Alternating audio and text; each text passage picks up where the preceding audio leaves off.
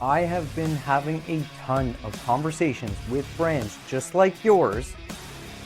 Yes, yours. And everybody is making the same mistake, and it's costing you a ton of money and time. Here's why.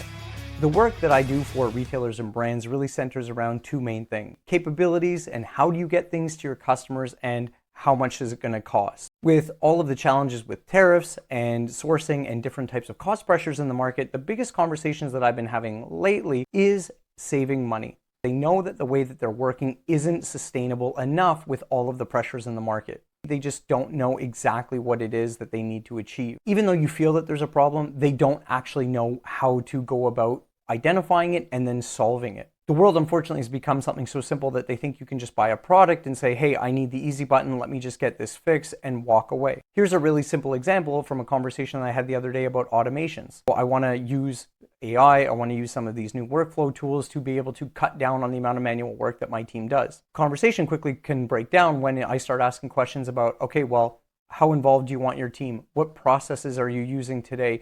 Are your sources things that can be easily automated, or do you still want to have people reviewing it? The more that you start to peel back the layers, you quickly understand that people just don't think about things that way, and now all of a sudden they're confused and they're not sure what they should do. And because they're not sure, it's actually costing them a bunch of time and probably a bunch of money too. Here's a couple of things that are for you guys and that you should be doing before you would have a conversation with me or your teams internally, for example, so that you can get the most value out of all of the effort that you're going to put into it. What you see on the screen right now is something I'm going to share. It's a document on A3 thinking. This type of thinking will dramatically improve the way that you approach problems. I'm going to drop the link in the comments. It's going to be an open public Google Drive link, so no lead magnets, and you don't have to do anything other than downloading it and start using it for your business. The other thing that's really important is that when you're having conversations with your team trying to understand your current state, you want to keep things as simple as possible. These are a few of my favorite tools.